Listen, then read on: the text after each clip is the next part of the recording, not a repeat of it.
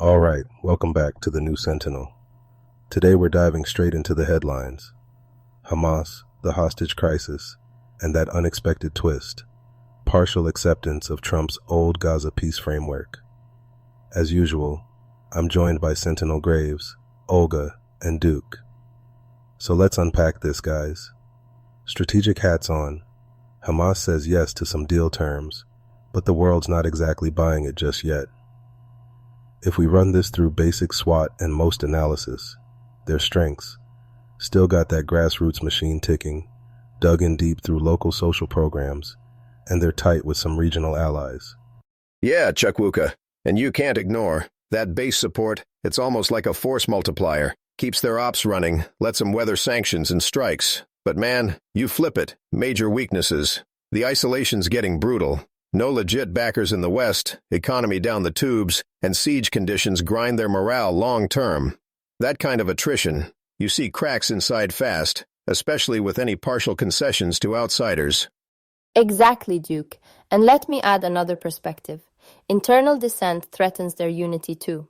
Trust is fragile. From what I've uncovered, every ceasefire round, think 2011 Shalit prisoner swap, the sticking point was broken promises and ambiguous communication both ways.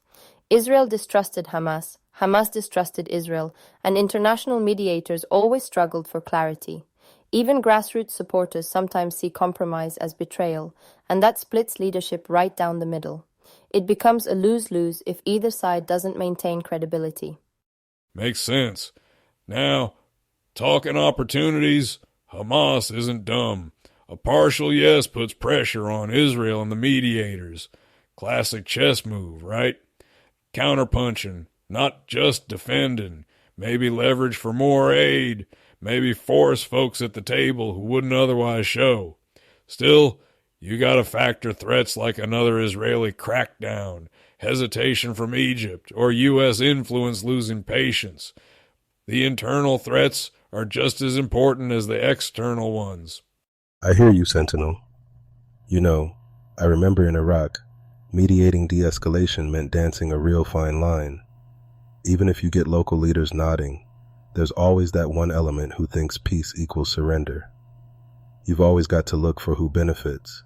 Sometimes agreement is a cover for repositioning. And well, with Hamas, that's the tightrope.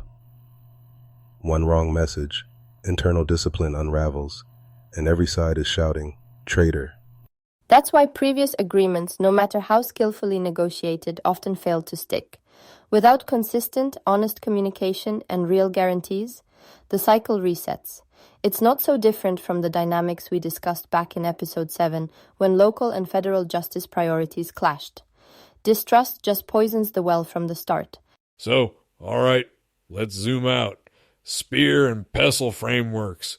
Think political, economic, social, you name it. Hamas shakes up the script, and what's the fallout?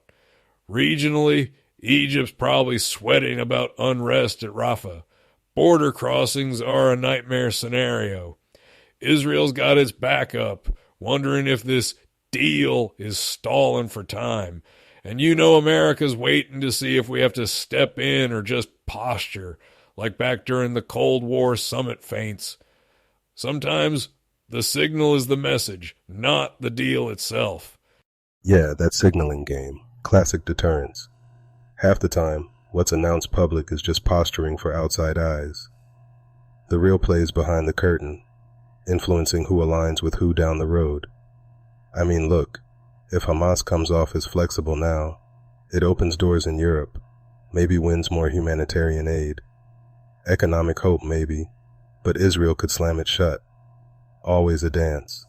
And for Gaza's people, humanitarian relief is everything.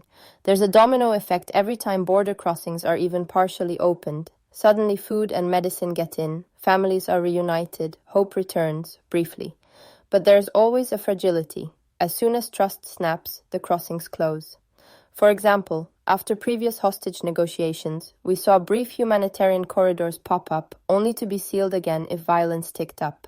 The ripple hits everyone, not just the politicians. People are left in limbo, unsure if tomorrow brings help or more blockades. Gotta say, Olga, That's why sometimes humanitarian corridors are a double-edged sword in these plays.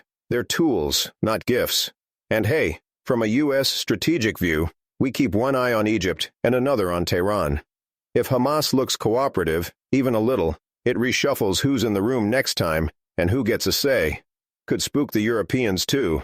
They're watching for any shift in the security status quo to avoid another migration crisis or terror spike. And don't forget, political signaling on both sides can be more important than reality. Public acceptance of a deal might just be cover for leaders to appease their own bases. There is always a double message. Look, we're working for peace, and underneath, we won't bend. It echoes those Cold War moments you mentioned, Ethan. Sometimes it wasn't about making peace, but about sending the right message to allies and foes alike. All right, let's talk hostages. There's no more volatile card in the deck. From the tactical side, you never want to show weakness. Every swap can be read as incentive for the next grab. But you also can't ignore the optics. Rescue operations gone wrong, or deals that backfire, can turn the public against the whole mission. We've seen it in previous Middle East bouts. One wrong step, and you spark the next crisis. It's never clean. Duke's right. But, from a commander's chair, you've always got a balancing act. For instance, like the 2014 Israel-Hamas exchange. One soldier for over 1,000 prisoners. Huge morale risk, but also a massive win for families. No move is simple. There's always this blend of hard calculus and what the heartstrings demand.